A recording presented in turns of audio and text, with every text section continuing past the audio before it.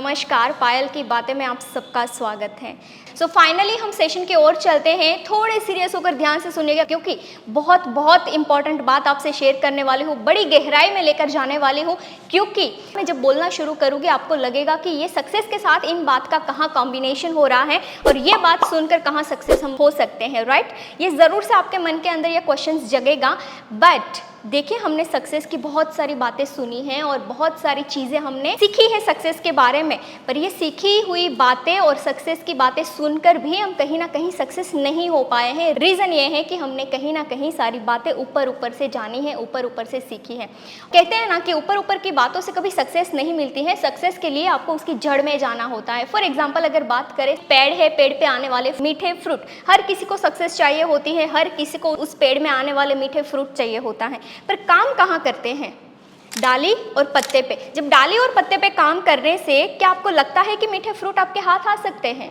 बिल्कुल नहीं। वैसे ही सक्सेस में आप ऊपर ऊपर की बातें सुनकर कभी सक्सेस नहीं हो सकते हैं। अगर आपको अपनी लाइफ में सक्सेस चाहिए तो आपको उसकी रूट तक जाना होगा, और रूट मैं आपके साथ आज शेयर करने वाली हूँ, राइट। और रूट आपको पता है कि वो हमेशा गहरी होती हैं, वो हमेशा इतनी सीरियस होती हैं कि वो आपको फ्रूट देने के लिए मजबूर हो जाती हैं, क्योंकि रूट पे जो काम करेगा उसको डेफिनेटली सक्सेस मिलती है। सो फाइनली पहला स्टेप है जीवन।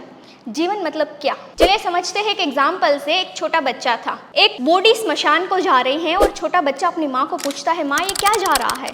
माँ बोल रही है, बेटा ये बॉडी स्मशान को जा रही है।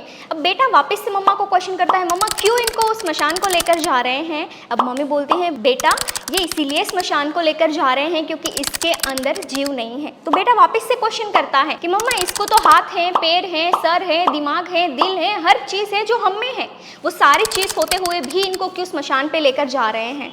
तो मम्मा ने बोला, अच्छा बेटा ये सारी चीज़ इनमें है जो हम में दिख रही है, पर इसके अंदर वो एक चीज़ मिसिंग है जिसे बोलते हैं जीव।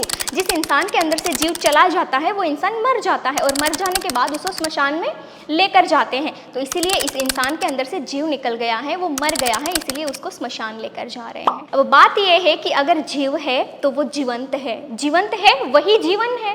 अब देखते हैं कि जीव आता कैसे है। जीव आता है प्रसन्न रहने से, खुश रहने से, हंसने से। देखिए, जब कोई इंसान चिंता में है, डिप्रेशन में है, एग्जाइटी में है, दुखी है बहुत, वो जीता हुआ नहीं है। ओशो ने बहुत अच्छी बात कही है कि संसार में ज़्यादातर जिंदा लाशें घूम रही हैं। जिंदा तो है पर जीव नहीं है। अब आपको पता है, जिस इंसान को जीव नहीं है वो इंसान कोई काम का नहीं होता है। फॉर एग्जाम्पल, वो चिंता में ऐसे करके बैठा है। अब क्या वो चिंता में बैठा हुआ इंसान आपको कहीं पे काम आ सकता है?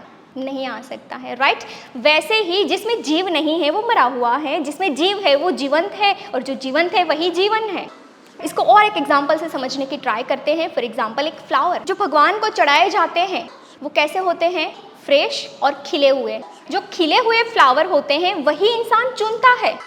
मुरझे हुए फ्लावर के पास इंसान जाएगा ही नहीं। क्यों? क्योंकि जो खिला हुआ है, जो जीवित है, जो जीवंत है, वही काम का है। जो मुरझा हुआ फ्लावर है वो काम का नहीं। आपने देखा होगा भगवान के मंदिर में भगवान को फ्लावर चढ़ाए जाते हैं, पर फ्रेश फ्लावर लगाए जाते हैं। जब वो फ्लावर मुरझा जाते हैं तो वैसे निकाल कर कचरे में फेंके जाते हैं।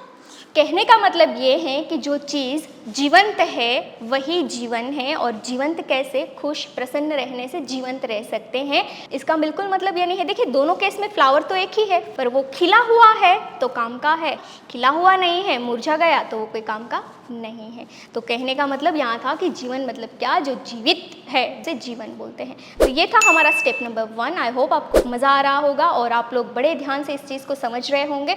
इसके बाद हम देखते हैं सेकेंड पॉइंट। सेकेंड पॉइंट है हमारा लक्ष्य। लक्ष्य मतलब क्या? लक्ष्य मतलब आज हम जहाँ हैं वहीं से कहीं जाना, उसे लक्ष्य बोलते हैं। फॉर एग्जाम्पल, कोई ट्रेन सूरत से निकल रही है और जा रही है बॉम्बे, तो उस ट्रेन का लक्ष्य क्या हुआ? बॉम्बे। क्यों? क्योंकि सूरत से निकलकर बॉम्बे जा रही है। दूसरे एग्जाम्पल से समझते हैं, नदी। एक छोटे से झरने से निकलकर वो नदी बनती है और नदी बहती बहती आगे जाती है। अब उस नदी को कहीं मिलना है, कहीं जाना है, का लक्ष्य है समुद्र। इसीलिए नदी बहती बहती आगे चलती है, क्योंकि उसका लक्ष्य है समुद्र में मिलना। ये उसका लक्ष्य हुआ, यानी कि उसको कहीं जाना है। लक्ष्य किसके पास था? अर्जुन के पास था। हम सबको पता है उसकी स्टोरी की, जब वो विद्या ले रहे थे तब उसके गुरु ने पूछा कि मुझे बताओ आपको क्या दिख रहा है इस पेड़ पे। अर्जुन ने बताया मुझे मेरा लक्ष्य दिख रहा है, चिड़िया की आंख दिख रही है। क्यों? उसके पास लक्ष्य था कि ये मेरा लक्ष्य है, टारगेट है। उसके साथ और जो शिष्य थे उन सबके पास लक्ष्य था, पर दिखता सिर्फ अर्जुन को था, सबको लक्ष्य नहीं दिख रहा था। तो कहने का मतलब ये है कि लक्ष्य बाकी लोगों को क्यों नहीं दिख रहा था? बाकी लोगों को इसीलिए नहीं दिख रहा था क्योंकि किसी को पेड़ दिख रहा था, किसी को डाली दिख रही थी, किसी को चिड़िया दिख रही थी, किसी को और ही कुछ दिख रहा था। सिर्फ अर्जुन को एक शार्प लक्ष्य दिख रहा था कि मेरा लक्ष्य है चिड़िया की आंख। हमारे जीवन में भी बहुत सारे लक्ष्य है, हर इंसान की लाइफ में लक्ष्य है, क्योंकि कोई लक्ष्य के बिना हो ही नहीं सकता है। कहने का मतलब ये है कि जिसको अपना लक्ष्य दिखता है वो लक्ष्य की प्राप्ति कर सकते हैं। जिसको लक्ष्य नहीं दिखता है, लक्ष्य के अलावा और कोई चीज़ें दिखती है, तो वो लक्ष्य की प्राप्ति नहीं कर सकते। जैसे कि आजकल हमारी बात करें तो हमारा लक्ष्य तो है पर लक्ष्य दिखता नहीं है। हमारा ध्यान है सोशल मीडिया पे, फैमिली पे, फ्रेंड्स पे और कहीं चीज़ों पे। उसकी वजह से हमें हमारा लक्ष्य नहीं दिखता है, और लक्ष्य नहीं दिखेगा तो लक्ष्य की प्राप्ति कैसे हो सकती है? पॉसिबल ही नहीं है। स्टेप 2 हमने कंप्लीट किया, अब चलते हैं स्टेप नंबर 3 पे, और स्टेप नंबर 3 है सफलता। सफलता मतलब क्या? सफलता मतलब आगे बढ़ना। आप आज जहां हो वहीं से आगे जाना, वहां पहुंचकर और आगे जाना, वहां पहुंचकर और आगे जाना, इसी को सफलता बोलते हैं। आगे जाना यानी कि गति करना। अब यही गति अगर लगातार कंटिन्यूस चलती है तो यही गति प्रगति बन जाती है, और यही प्रगति को हम सफलता बोलते हैं। अगर हम बात करें एक ट्रेन की, जब ट्रेन निकल रही है स्टेशन से, तो स्टेशन से निकलकर वो जा रही है सूरत से राजकोट, तो सूरत से राजकोट जाने के बीच में कई सारे ऐसे स्टेशन आएंगे। हालांकि उसको पहुंचना राजकोट स्टेशन ही है, पर बीच में भी कई सारे स्टेशन आएंगे। पर अगर ट्रेन चाहती है कि मुझे आगे आगे जर्नी करनी है तो उसको सूरत से लेकर बड़ौदा स्टेशन जाना होगा, बड़ौदा स्टेशन से अहमदाबाद स्टेशन जाना होगा, अहमदाबाद से राजकोट स्टेशन जाना होगा। अब ये सारे केस में स्टेशन तो कॉमन, पर अगर वो ट्रेन चाहती है मुझे बड़ौदा पहुंचकर रुकना नहीं है और आगे सफ़र करना है, तो फिर वहाँ से निकलकर और आगे जाएगी। अहमदाबाद पहुँच सोचेगी मुझे और आगे सफ़र करना है, तो और आगे का सफ़र करेगी। मतलब एक एक पड़ाव को पार करते जाएगी, गति करते जाएगी, और वही गति जब कंटिन्यू रहती है तो वो प्रगति बन जाती है। हमारी बात करें तो हमारे काम में गति ही प्रगति का कारण बनती है। तो आज आप जो भी काम कर रहे हैं, कुछ भी काम कर रहे हैं, चाहे छोटा काम कर रहे हैं या बड़ा काम कर रहे हैं, काम मैटर नहीं करता है कि कौन सा कर रहे हैं। चाहे आप झाड़ू पोछा लगाने का काम कर रहे हैं, चाहे आप बड़े से बड़ा कोई काम कर रहे हैं, काम कौन सा कर रहे हैं बिल्कुल मैटर नहीं करता है। पर उस काम को 1 दिन किया, 2 दिन किया, 3 दिन किया, 1 वीक किया, फिर छोड़ दिया, ऐसा नहीं करके आप उसको कंटिन्यूसली चलाते हैं, कंटिन्यूसली किए जाते हैं, डे बाय डे स्पीड के साथ किए जाते हैं, तो वही काम एक दिन आपकी प्रगति बन जाएगा, वही काम एक दिन आपको सफलता दे देगा। अगर हम बात करें हेयर स्टाइल की, अब हेयर स्टाइल आपने करना तो शुरू किया, 1 दिन किया, 2 दिन किया, 3 दिन किया, 1 वीक किया, 1 महीना किया, फिर छोड़ दिया, फिर ब्रेक ले लिया, क्योंकि आपको लगता है बस इतना प्रैक्टिस इनफ है, अब इसको कंटिन्यू करने की ज़रूरत नहीं है। नहीं, ये चीज़ को अगर आप day by day continuously speed के साथ चलाते हैं, स्पीड के साथ अपनी गति को बढ़ाते हैं, यही काम आपकी प्रगति बन जाएगा। क्योंकि एक दिन से तो नहीं काम बनेगा, उसमें गति बढ़ानी होगी। देखिए, ट्रेन जब एक स्टेशन से दूसरे स्टेशन के लिए निकलती है तो शुरुआत में उसकी स्पीड स्लो होती है, फिर उसकी रफ्तार इतनी बढ़ जाती है, इतनी गति उसकी फास्ट हो जाती है कि फिर बीच में उसको कोई रोक नहीं सकता। अगर कोई बीच में आएगा तो उसको तोड़ के फाड़ के मार के निकल जाएगी। क्यों? क्योंकि उसकी गति इतनी शार्प है, गति इतनी स्ट्रांग है, फास्ट है। अब ये गति में उसे कोई रोक नहीं सकता है, और यही गति उसकी प्रगति यानी कि उसकी डेस्टिनेशन तक लेकर जाती है। तो हमारे काम में हमारी गति ही हमें प्रगति तक लेकर जाएगी। हम जो भी काम कर रहे हैं, चाहे मेकअप कर रहे हैं उसमें गति बढ़ा दो, हेयर कर रहे हैं गति बढ़ा दो, और कोई आप काम कर रहे हैं गति बढ़ा दो, आपकी प्रगति निश्चित है। इसे ही सफलता बोलते हैं। तो यहाँ पे गाइस हमारे 3 स्टेप कंप्लीट हुए हैं। अब हम चलते हैं 4th स्टेप पे। ध्यान से सुनेगा, 4th स्टेप बहुत इंटरेस्टिंग है। मुझे ऐसा लगता है कि 4th स्टेप पे अच्छे मार खा जाते हैं। आज कुछ भी कर रहे हैं या कुछ भी लाइफ में करने वाले हैं, उसमें ये स्टेप का होना बहुत आवश्यक है। क्योंकि अगर ये स्टेप आपकी लाइफ में नहीं है ना, तो आप कितनी भी मेहनत करोगे, कितना भी इन्वेस्ट करोगे, कुछ भी कर लोगे, मुझे नहीं लगता है कि आप जगह कर सकोगे। चलिए चलते हैं फोर्थ स्टेप के ऊपर। फोर्थ स्टेप है धैर्य। धैर्य मतलब क्या? धैर्य जिसे हम पेशेंस बोलते हैं। पेशेंस मतलब क्या? हम जो भी काम कर रहे हैं, कुछ भी कर रहे हैं, उसमें बीच में रुकावट आ गई है, संकट आ गया है, अड़चन आ गई है, अटक गए हैं उस काम में, तो वहां पे आपको ठहर जाना चाहिए, वहां पे आपको पेशेंस रखना चाहिए, है ना। क्योंकि ये पेशेंस इसीलिए रखना चाहिए, ये धैर्य इसीलिए धरना चाहिए क्योंकि धैर्य नहीं धरते हैं और हम उस काम को जैसे कर रहे हैं, बीच में रुकावट आई, फिर भी हम वैसे ही करे जा रहे हैं, तो हो सकता है हम दिशा भटक दे, हो सकता है हम गलत डिसीजन ले ले, हो सकता है कि वो काम हमारा बिगड़ जाए।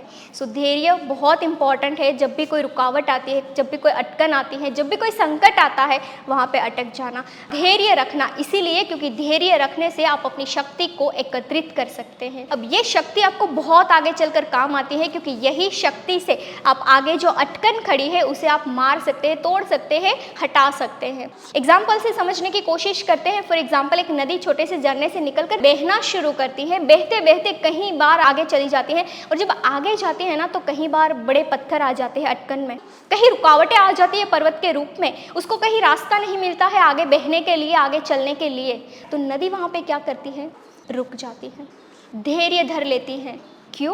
क्योंकि उसको पता है कि अगर मैं मेरी मर्जी के हिसाब से अभी कहीं से भी निकल जाऊंगी तो ये मैं कोई भी दिशा भटक सकती हूँ। तो नदी क्या करती है? कोई भी अड़चन आई, पर्वत बीच में आ गया, पहाड़ बीच में आ गया, बड़ा पत्थर बीच में आ गया, वो रुक जाएगी, ठहर जाएगी, ठहर कर अपनी शक्ति को एकत्रित करेगी, इकट्ठी करेगी। जब एकत्रित हो जाएगी, उसको लगेगा कि मेरी शक्ति इकट्ठा हो गई है, अब पेशेंस का टाइम नहीं है, तब वही शक्ति के साथ वो इस तरह से बहना शुरू करेगी कि जो रुकावट है, जो पत्थर है, पहाड़ है, उसको चीर कर बीच से निकल जाएगी। तो धैर्य से इतने सारे बेनिफिट होते हैं, चाहे आप आज कोई भी काम कर रहे हैं। अगर धैर्य नहीं है तो हम दिशा भटक सकते हैं, सही डिसीजन नहीं ले सकते हैं। एंड अगर हम नदी की तरह धैर्य धरना सीख जाते हैं तो हम सही प्लानिंग के साथ, एग्जैक्ट वे के साथ और पूरी शक्ति के साथ रास्ता कर देते हैं, और वहाँ से रास्ता करते हैं जहाँ पॉसिबल ही नहीं था। क्यों? क्योंकि शक्ति आ गई। अब शक्ति से आपको जहाँ से निकलना है वहीं से रास्ता होगा। और देखिए, हमारी बीमारी या प्रॉब्लम क्या होती है पता है? पेशेंस तो हम रखते हैं, लाइफ में बहुत रखते हैं, पर हमें लगता है कि यार एक बार पेशेंस रखना होता है, बार बार थोड़ी रखना होता है, हर दम थोड़ी पेशेंस रखना होता है। और जब हर दम रखने की बात आती है, हर सिचुएशन में कोई हमें बताता है कि पेशेंस रखो, सब ठीक हो जाएगा, सब अच्छे से हो जाएगा, तो हम बोलते हैं अभी तो हमने पेशेंस रखा था। कितनी बार पेशेंस रखे? हद हो रही है, अब तो पेशेंस नहीं रखना है। कभी हमने ये सोचा, एक बार तो हमने खाना खा लिया, अब क्यों खाए, बार बार क्यों खाए? वैसे ही आपको धैर्य बार बार रखना होगा। देखिए, नदी जब निकल रही है तो उसके रास्ते में एक बार रुकावटें नहीं आती है, एक बार संकट नहीं आता है, वो बार बार धैर्य धरती है। जहाँ जहाँ पे उसको संकट आता है, जहाँ जहाँ पे अड़चन आती है, जहाँ जहाँ पे वो अटक जाती है, रुकावटें आती है, वहाँ वहाँ पे वो धैर्य धरती है, बार बार धरती है। तो इंसान को भी अपनी लाइफ में हर दम बार बार धैर्य धरने की कला सीखनी होगी। ये ऐसी कला है कि आपको शक्ति देती है। यही ऐसा टाइम है कि आप अपनी शक्ति को एकत्रित कर सकते हैं, और सही शक्ति को एकत्रित करने के बाद अब सही वार कर सकते हैं, सही डिसीजन और सही रास्ता निकाल सकते हैं। कहते हैं ना कि धैर्य धरो, सब कुछ हो जाएगा। रात भी जाएगी और उजाला भी आएगा, निष्फलता जाएगी और सफलता आएगी, दुख जाएगा और सुख आएगा, गम जाएगा और खुशी आएगी। अरे बाबा, डर भी जाएगा और साहस आएगा, पर तब तक धैर्य धरना पड़ेगा। धैर्य धरेंगे तो ये सारी चीज पॉसिबल है। सो गाइज, यहाँ पे हमारा फोर्थ स्टेप, धैर्य मतलब क्या, हमने यहाँ पे बड़े अच्छे से इसको समझ लिया है, और इस पॉइंट को यहाँ पे खत्म करके